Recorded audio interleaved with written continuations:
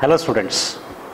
In the last session we have discussed about Coulomb's law, definition of 1 Coulomb, vector form of Coulomb's law, dielectric constant, force between multiple charges and limitations of Coulomb's law.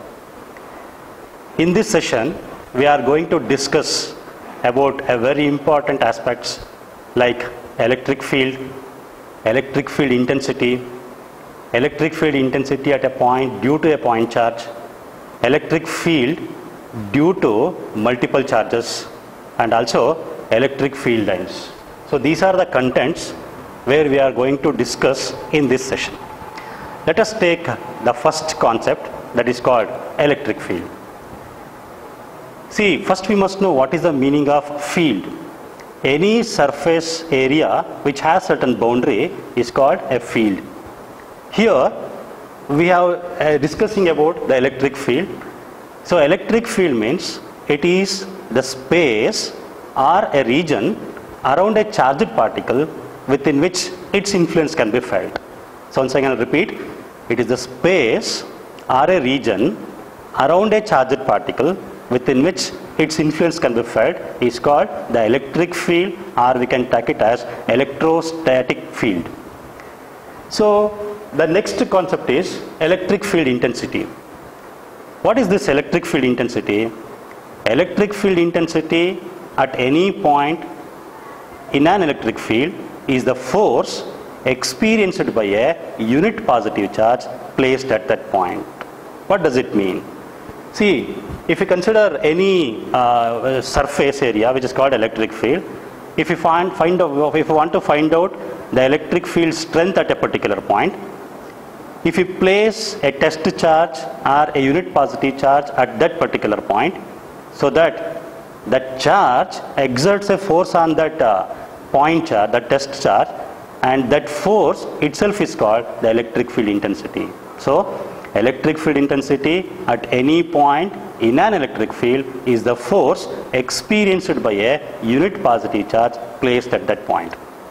So we can take the equation like this: E is equal to F by Q naught, where E is called the electric field strength, F indicates the force acting by the charge on the test charge, and Q naught indicates the test charge, or we can take it as a unit positive charge. And this electric field is a vector quantity. That we know that what is the meaning of vector quantity. Any physical quantity which has both magnitude as well as direction is called a vector quantity.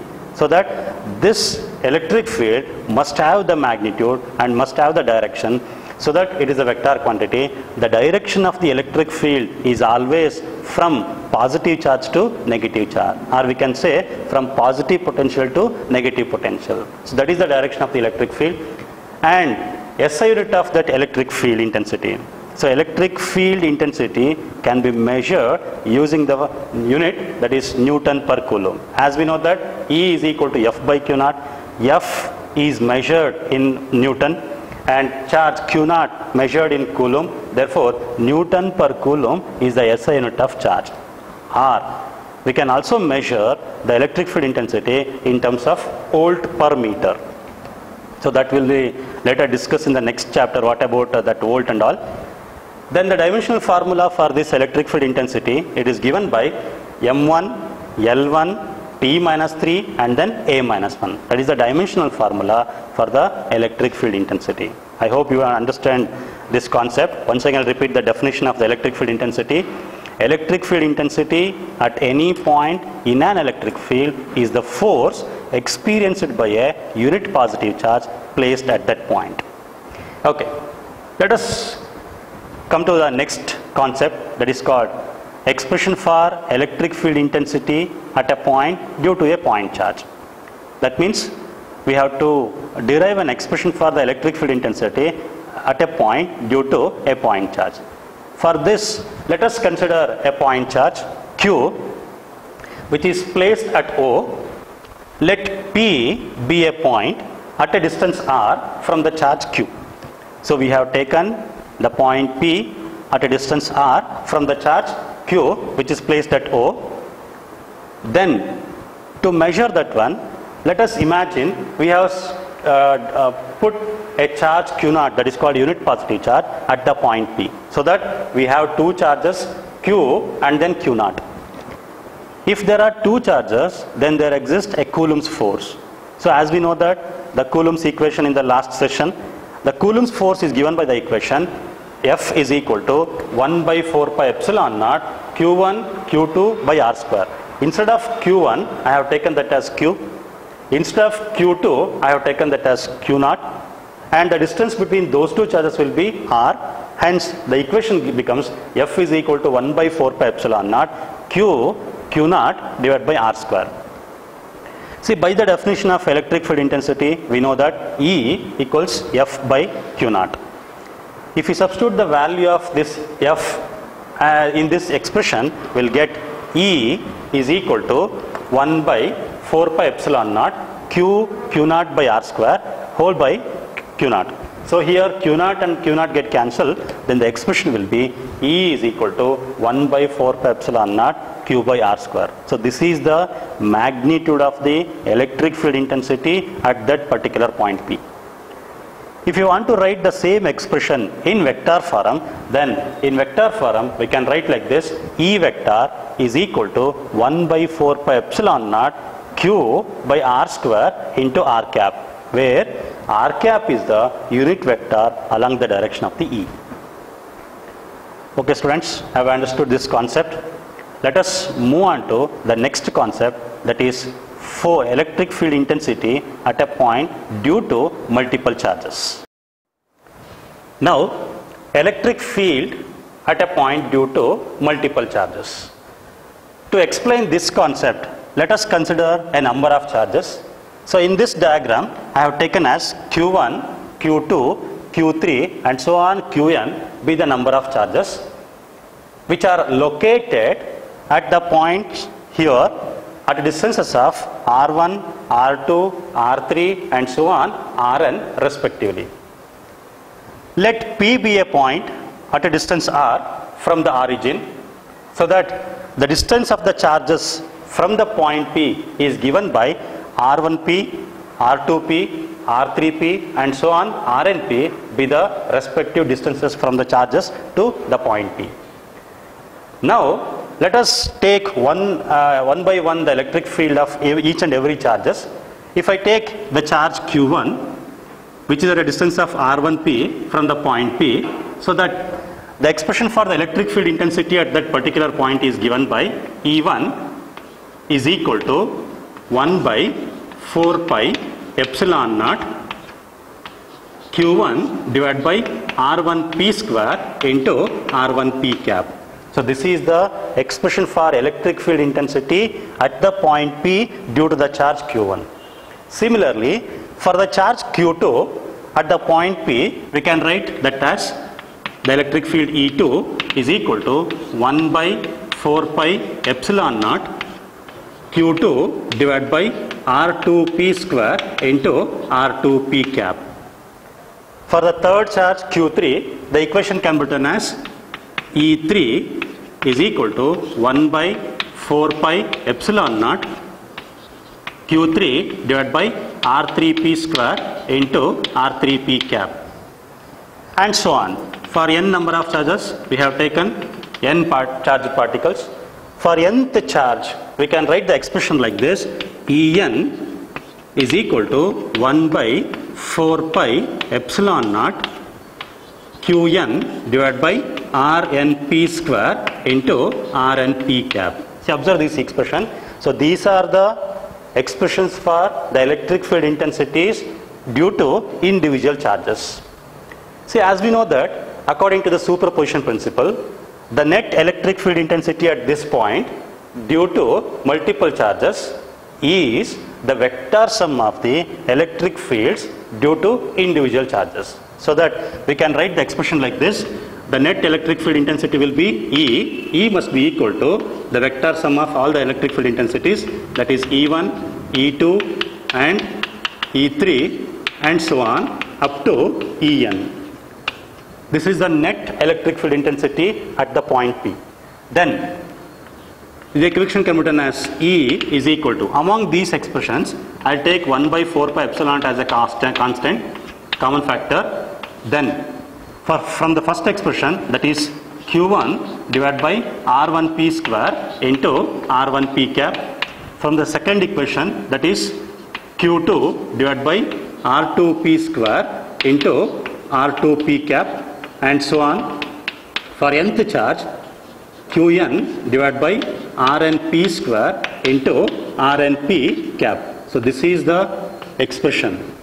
Observe this one. If we submit all these values, then we can write the expression like this: E is equal to 1 by 4 pi epsilon naught summation Qi divided by Rip square into Rip cap, where the value of I varies from 1 to n. So this is the final expression for the electric field intensity at a point due to multiple charges. So once again I'll repeat the concept. See, observe that we have taken the expression for the electric field intensity at a point due to the number of charges. That is the vector sum of all the electric field intensities due to individual charges. Next concept, electric field lines are electric lines of force. See, what are these electric lines of force? Electric lines of force are the imaginary line drawn such that the tangent at any point on it gives the direction of the resultant electric field.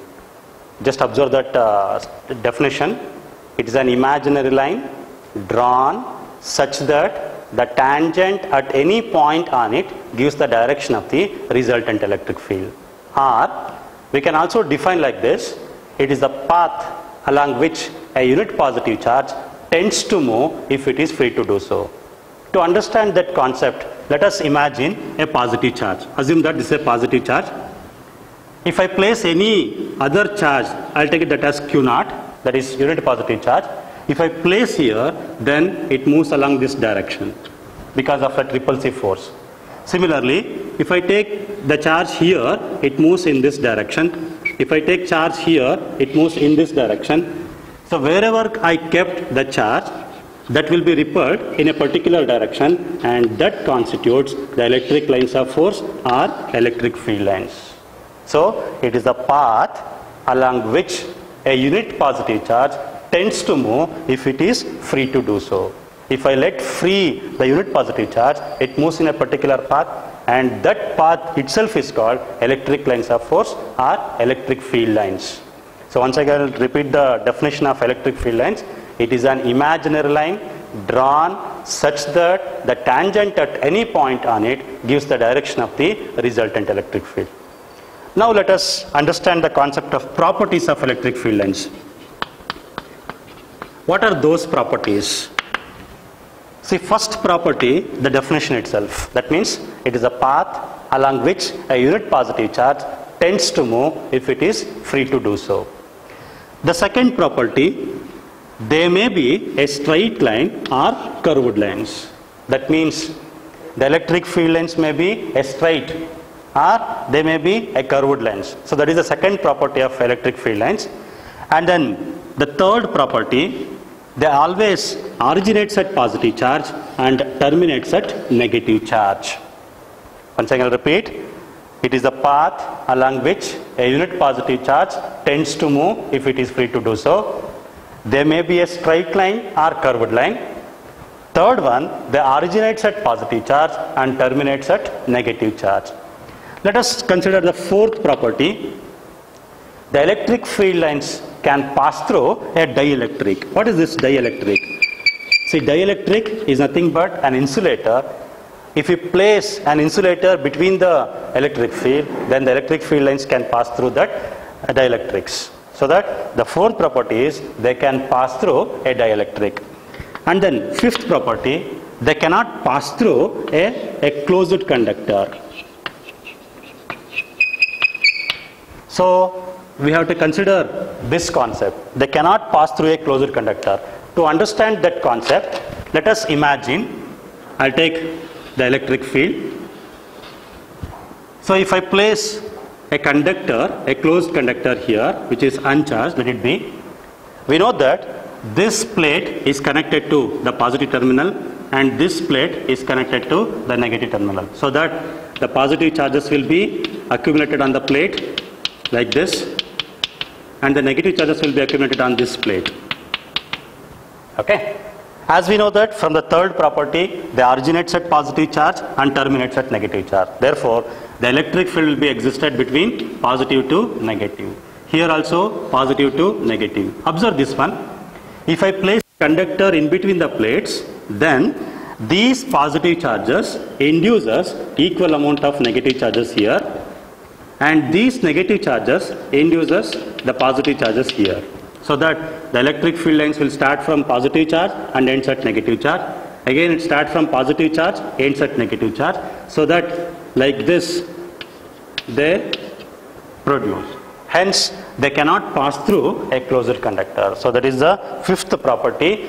These electric field lines cannot pass through a closed conductor. Next, come to sixth property. They cannot form a closed loop. At any instant, they cannot form a closed loop, because if they want to form a closed loop, the starting and ending point must be same. As we know that they originates at positive charge and terminates at negative charge. If it starts from positive charge, it ends at negative charge. So for a loop, the starting and ending point will be same. Hence, there must be existence of positive and negative charges together, but it is not possible. Hence, they do not form a closed loop. And then seventh one, the electric field lines are always crowded at the stronger field and spread out at the weaker field. Wherever the field is strong, electric field is strong, then the number of lines of force will be more. If the field is weak, then the number of lines of will be less. So that they are always crowded at the stronger field and spread out at the weaker field. And the eighth property, the number of field lines will always depends on the magnitude of the charge. That means if the charge value will be more, that produces more number of electric field lines. Therefore, the number of field lines are always directly proportional to the magnitude of the charge. And then ninth one, they are always perpendicular to the surface of the charged conductor. Once again I will repeat, they are always perpendicular to the surface of the charged conductor. And then last one, we can say no two electric lines of force intersect with each other. That means never two electric lines of force intersect with each other. Once again, I'll repeat the concept of electric field lines or electric lines of force. See, electric field line is an imaginary line drawn such that the tangent at any point on it gives the direction of the resultant electric field, or it is a path along which a unit positive charge tends to move if it is free to do so. So this is the definition of electric lines of force. Let us come to the properties of electric lines of force. The first property, it is a path along which a unit positive charge tends to move if it is free to do so. They may be a straight line or curved lines. They originates at positive charge and terminates at negative charge. They can pass through a dielectric. They never pass through a closed conductor, and then they never forms a closed loop. The electric, they are crowded at the stronger field and spread out at the weaker field. The number of field lines depends on the magnitude of the charge. They are always perpendicular to the surface of the charged conductor. And then last one, the electric lines of force never intersect with each other. See, for board exam, they may ask for a 2 marks question, why two electric lines of force never intersect with each other? To explain, to know that concept, so let us consider this. Why two electric lines of force never intersect with each other? See, observe this one. In this diagram, if two lines of force intersect with each other, at the point of intersection, there exist two tangents, which is impossible. For a particular point, we don't get two tangents. It's like if I kept a unit positive charge here, it must go in two paths simultaneously. as like a man can, is it possible to man can travel in two paths simultaneously? It is not possible. Therefore, they never intersect with each other. So if they ask for 2 marks, we have to write this reason. If two electric lines of force intersect with each other, then at the point of intersection there exist a 2 tangents, which is impossible. Hence, they never intersect with each other. Okay. So next, this is a representation of the electric field lines. See, observe this one. This is a point positive charge. From the positive charge, electric lines of force are always away from the positive charge. As we know that in the third property, that is originates at positive charge and terminates at negative charge. Look at this diagram. This is a negative charge. All the electric lines of force are coming towards the charge. Therefore, they originates at positive charge and terminates at negative charge. Or we can say they move away from the positive charge and they move towards the negative charge. So these 2 diagrams indicates for point charges. If I take unlike charges, like one positive charge and one negative charge, so we can represent like this. So here, one positive charge will be there and one negative charge will be there. The electric field lines will always from positive to negative. Similarly, if we take 2 like charges, then the diagram will be like this. If I take 2 like charges, the field lines, they repel each other. See, observe this diagram, they never intersect with each other. So this is the representation of the electric lines of force. They may ask in the board exams. Okay, thank you.